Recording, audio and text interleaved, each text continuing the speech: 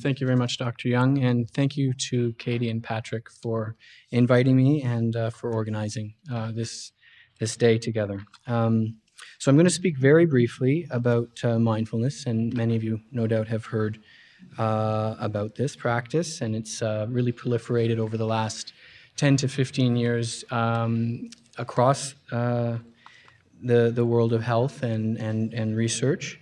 So just the background briefly is that it's come out of Buddhist practice, very long tradition, 2,500 years, but it's been secularized, and it's coming from Zen and Vipassana, but it's really been detached from its traditional ethical religious roots, even though there are certain attitudes that are encouraged that kind of do come with some sort of ethical orientation.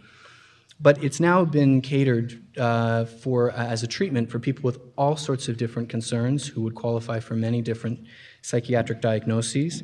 And the research is quite robust in supporting how it can reduce depression, anxiety, rumination, physical illness, lowers blood pressure. It even has been claimed to improve immunoreactivity. It's very, very good for you.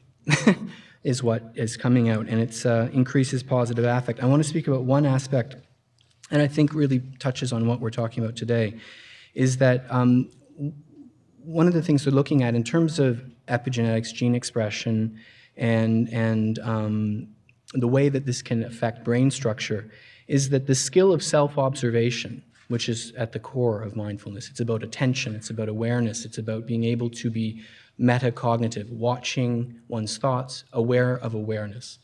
That ability to self-observe neurologically disengages the automatic pathways and actually opens up the brain to receive new input in new ways. And this is what they're seeing. So there's this beginning into the mechanisms of change that are associated with mindfulness, and they're looking at the way it has affected brain structure. And it touches on what Dr. Lamb was speaking about, is that by activating the prefrontal cortex, the different regions in the prefrontal cortex, it actually is downregulating of the limbic and the limbic system in the brainstem where we are getting our stress responses. So this is a downregulating activity of monitoring and modulating how stress is actually being experienced and is working with the circuitry of the brain. So my background is in social science. I'm not going to go much further than that.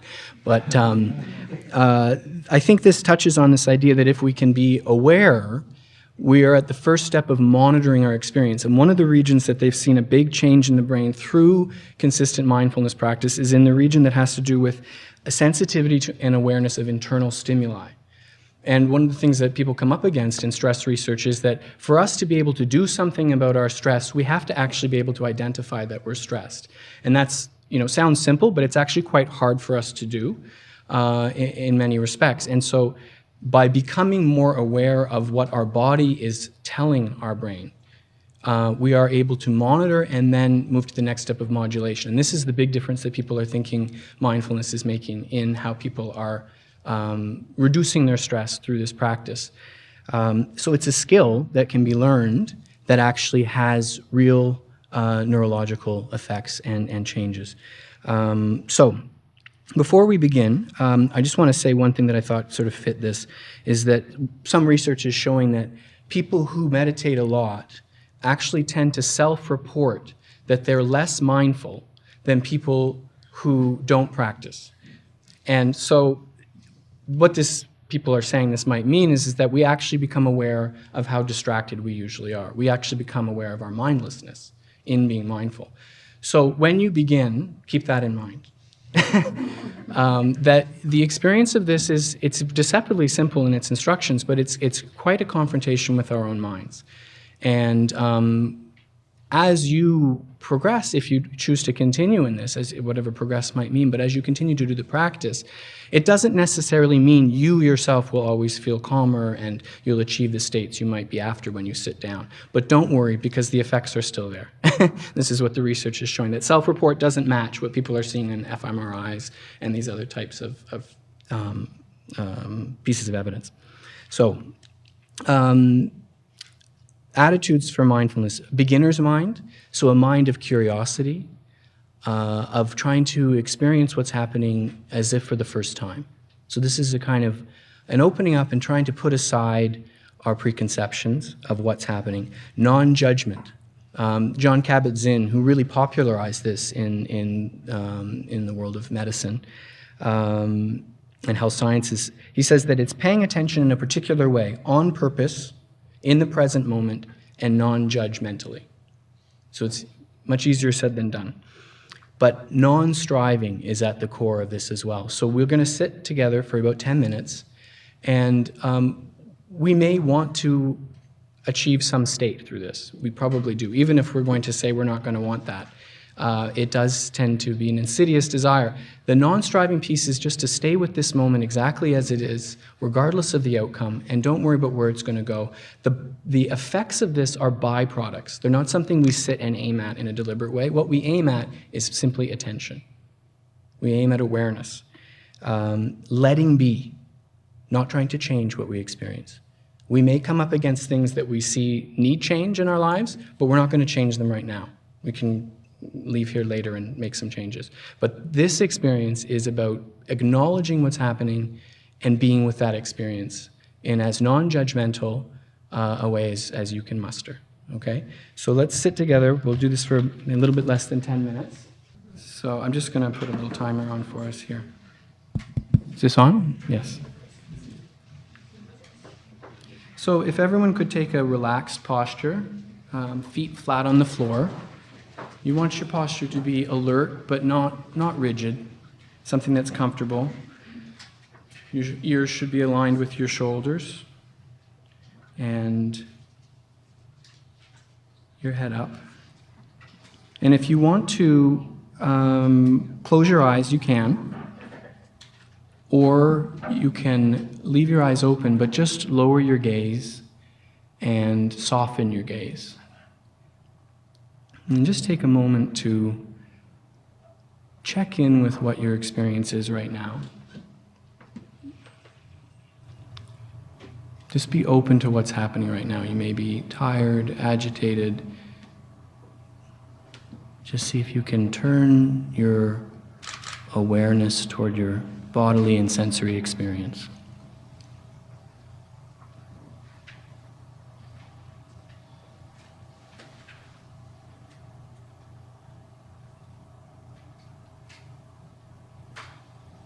And as you feel ready, without blocking out any aspect of your experience, bring the emphasis of your awareness to the tactile sensation of your breathing.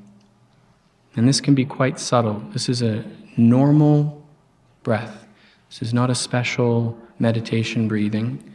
This is the same breathing you've been doing all day, but now you're bringing your attention to it. Perhaps you can sense your breath at the tips of your nostrils. Perhaps you can feel the sensation of your breath more internally. It might be very subtle. And see if you can anchor your awareness on that sensation of your breath. One inhalation and one exhalation at a time.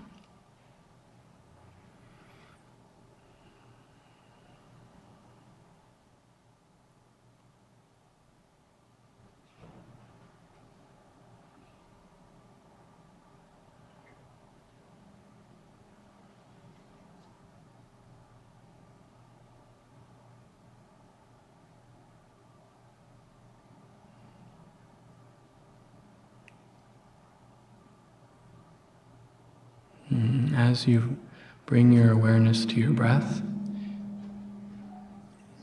your mind may wander, and it likely will. That's what minds do. Just as your stomach makes acids, your mind makes thoughts, lots of them.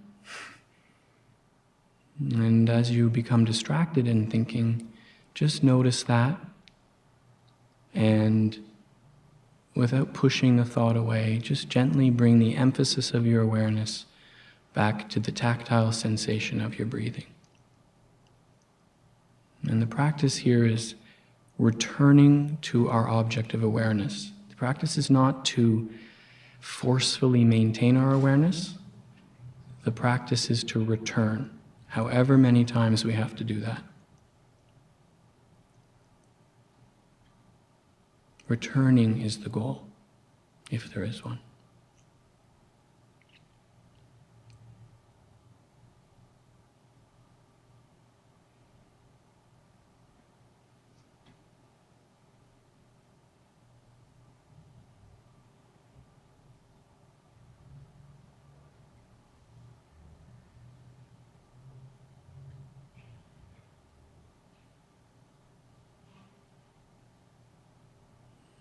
And as you feel ready, you can shift the emphasis of your awareness to sounds. Whatever we choose to deliberately place our attention on, that is always a part of the present moment.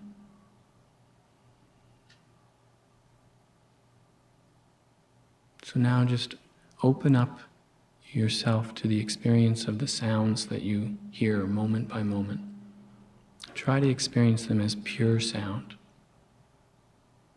And if you drift, just come back to that listening, that openness.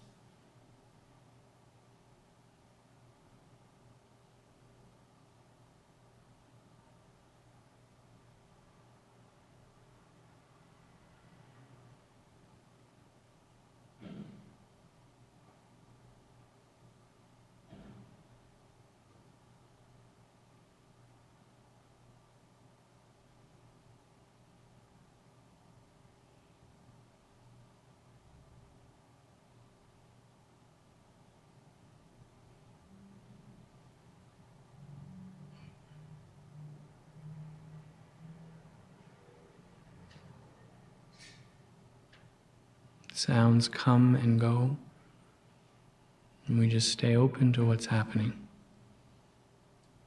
Bring our attention back time and time again to what's happening in this moment. And if you feel restless, just notice that. Acknowledge the restlessness, boredom. Include whatever comes up in your awareness.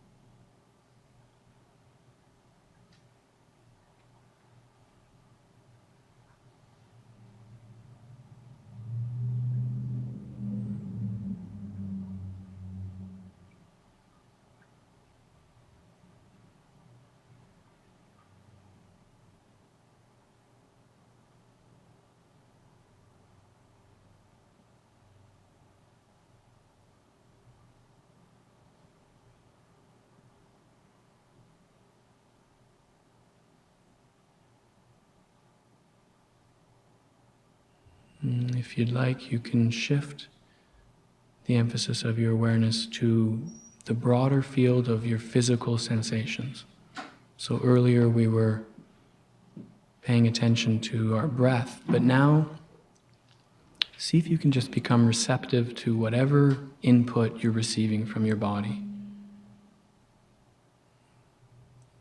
The temperature in the room, feeling of your feet on the floor, your body in the chair.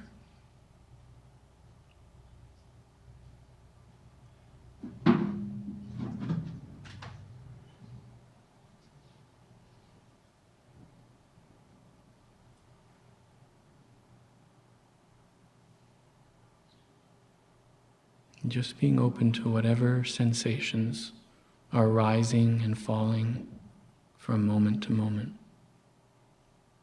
And if you feel any tension in your body, you can see if you can release it. Maybe in your shoulders, your jaw. And if you can't release the tension, just let it be.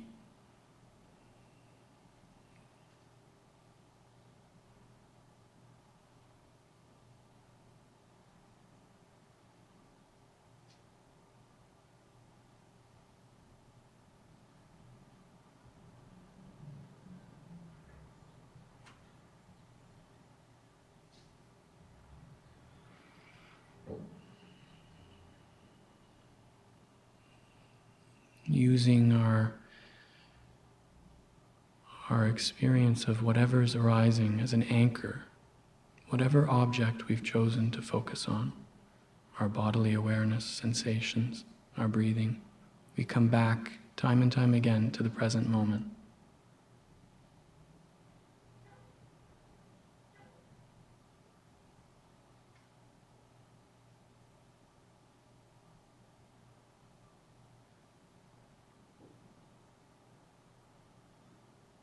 And with the last minute before we stop, this is an invitation to shift to what people describe as choiceless awareness. Not attending to any particular aspect of your experience, but just being open to whatever is happening in the present moment in a very bare, receptive way, just paying attention.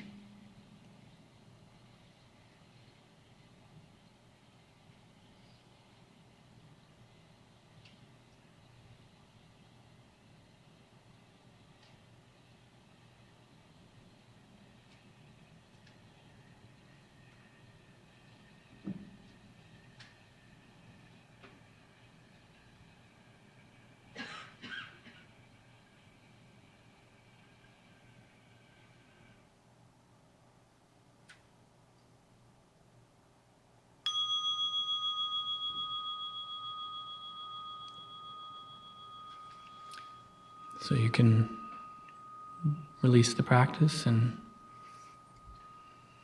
we'll move on, but thank you very much, everyone. And I guess if there are any questions, I guess there'll be time for that a bit later, but thanks very much.